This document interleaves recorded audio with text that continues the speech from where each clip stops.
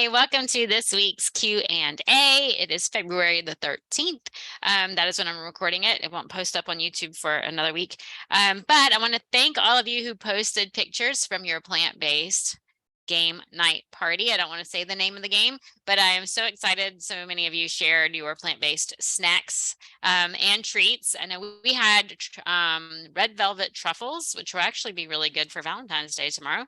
But it was beets, sunflower seeds, dates, pumpkin seeds, and cocoa. And they were blended in the food processor and then dipped in melted dairy-free dark chocolate.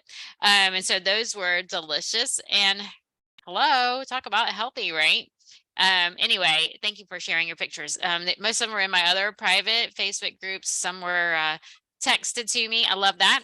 And someone texted me their rainbow grocery haul. I love that too. I would love to keep seeing those and try to post them in the Holistic Gen Nutrition Nerd Facebook group so that we can all see them because it inspires everyone else.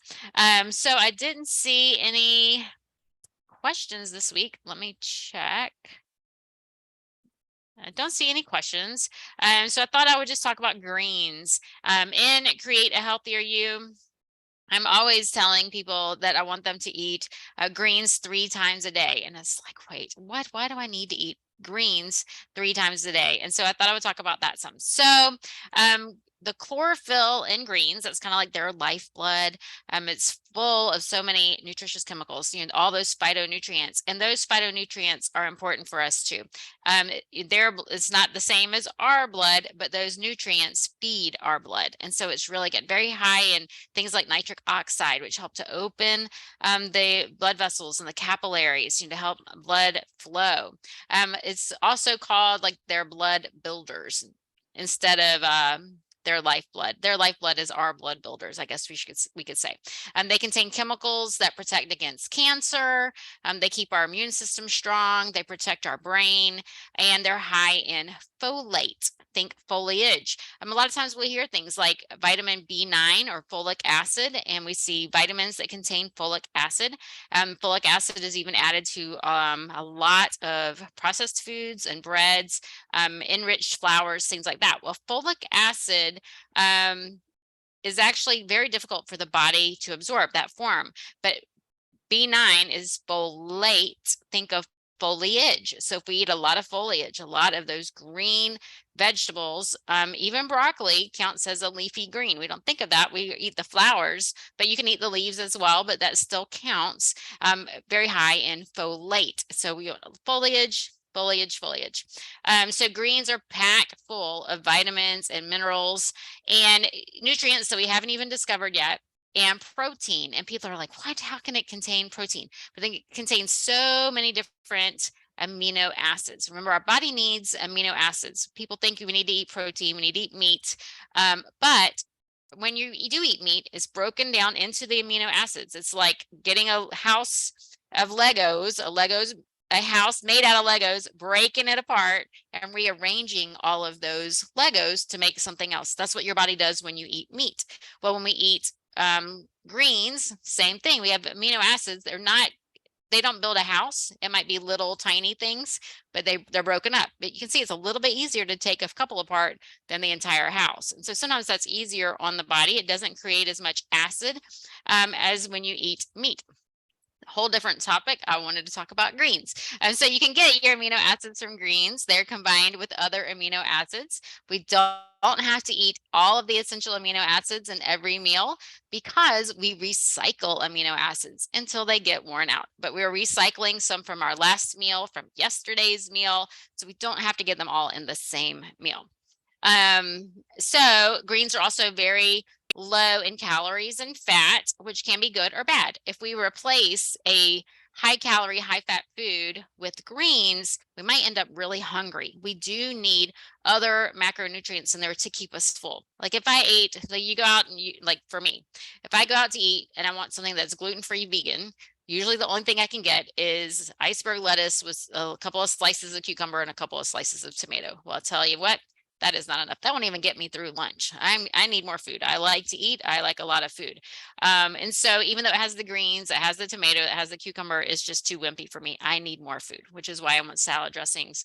I want seeds. I love seeds. Pumpkin seeds, those are my favorite. Pumpkin seeds, sunflower seeds, any of those that you can add will give you an extra boost of fat and calories and more nutrition, lots of vitamin E, lots of anti-inflammatory fats in there. Avocado, that's a fabulous source. And beans. I wish every restaurant that says, would you like to add a protein, would have beans, or green peas, either one. If we could just put those on there, that can be my protein.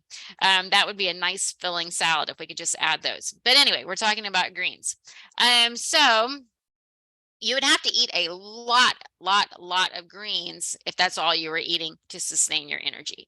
So that's why most animals that do eat greens, they eat them all day long. If you see, I don't know how often you watch giraffes out there eating, they're eating leaves all day long. All of those animals, cows graze all day long. You have to eat a lot to get enough calories and nutrients. A pound of kale, think about that. A pound of kale has 225 calories and 15 grams of protein, including all of your essential amino acids. But could you sit down and eat a whole pound of kale? I could not. So if we combine, we put some in a smoothie for breakfast, or maybe not a smoothie. I don't want you to drink. I want you to chew a smoothie bowl, or a breakfast soup like I do. People think I'm weird, but it's a delicious way to start your day. Delicious and nutritious. A big green salad for lunch. It doesn't even have to be green. Cauliflower can even count as a leafy green. That's weird, right? So any of you want lots of different greens to get all the different amino acids, a big salad. And then at dinner, try to have some steamed greens if you don't want to have just a side salad. For the big game last night, we had a apple broccoli salad. It was so delicious. That's a great little side. It's almost like a dessert because it's kind of sweet, that has lots of greens in it.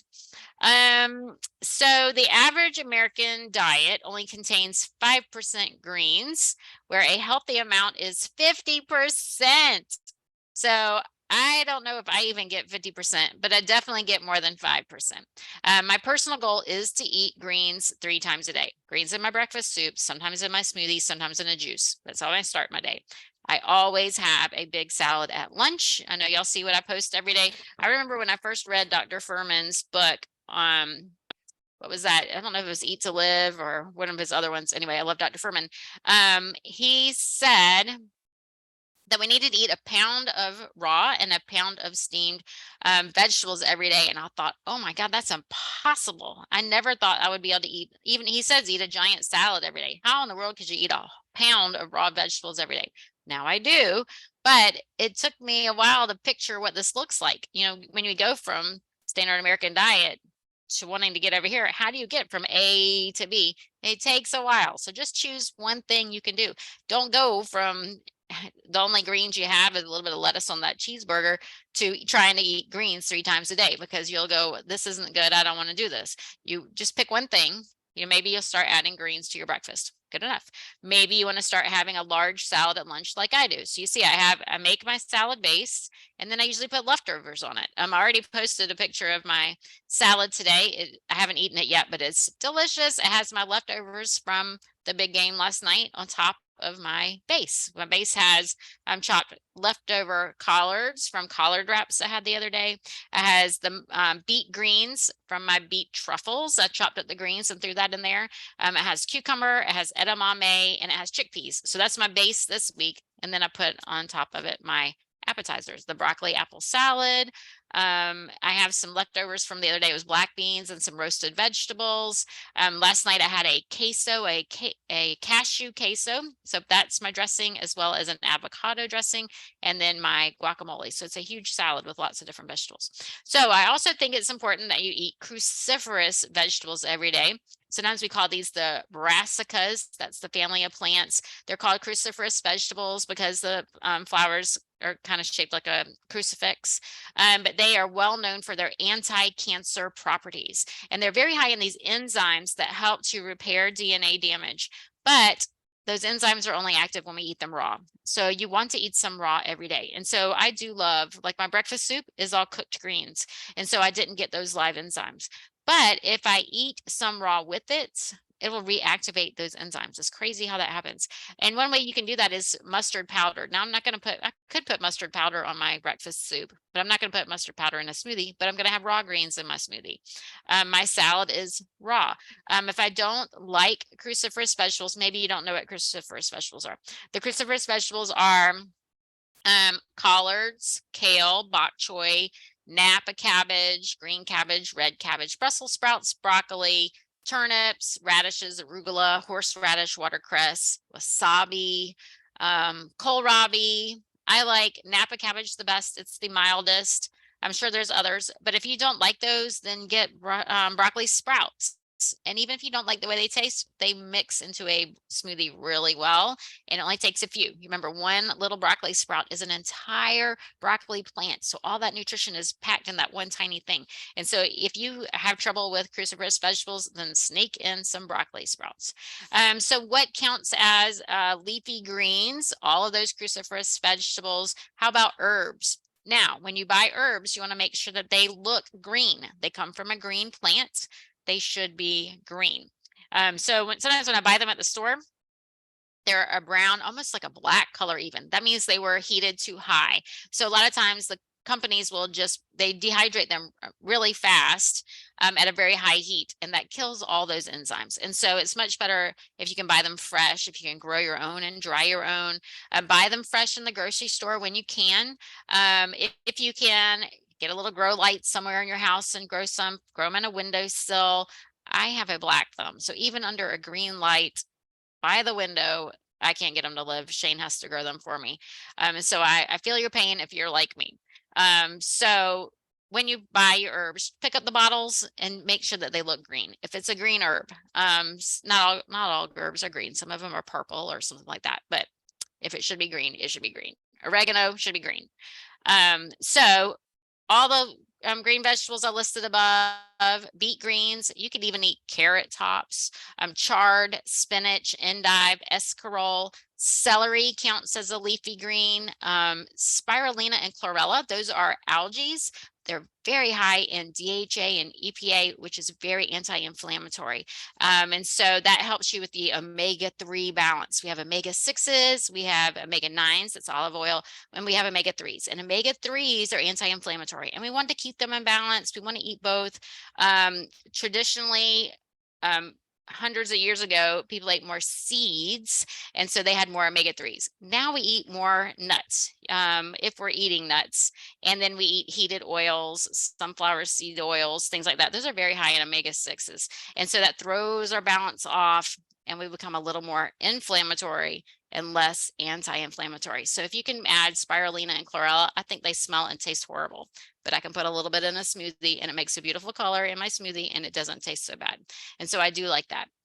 Some other thing, your herbs, dandelion greens. Dandelion greens are fabulous. They're not only very high in folate and fiber, they're bitter. And so they help your body to release bile, which can help with fat digestion. So that is, anytime you can get a bitter green, we don't like bitter greens, arugula, any of those. If you have trouble like burping after meals, that can be a sign that you need, well, it could be several different signs. But one thing you can do to help with that is before a meal, chew on a dandelion leaf, chew on arugula, something bitter. You can buy digestive bitters. If I could think about it, I'll post a picture of my digestive bitters. I think it's from Herb Farm. I could be wrong. Anyway, that just helps to release salivary juices, helps with hydrochloric acid, helps with bile release, and helps you digest fats better. And so sometimes that can help a lot. Other leafy greens, radicchio, romaine, all of your lettuces. Some people eat lamb's quarters, plantain. You may have plantain growing in your yard. Chickweed, those will be popping up in our yard soon. Don't spray your yard and let those natural weeds come up.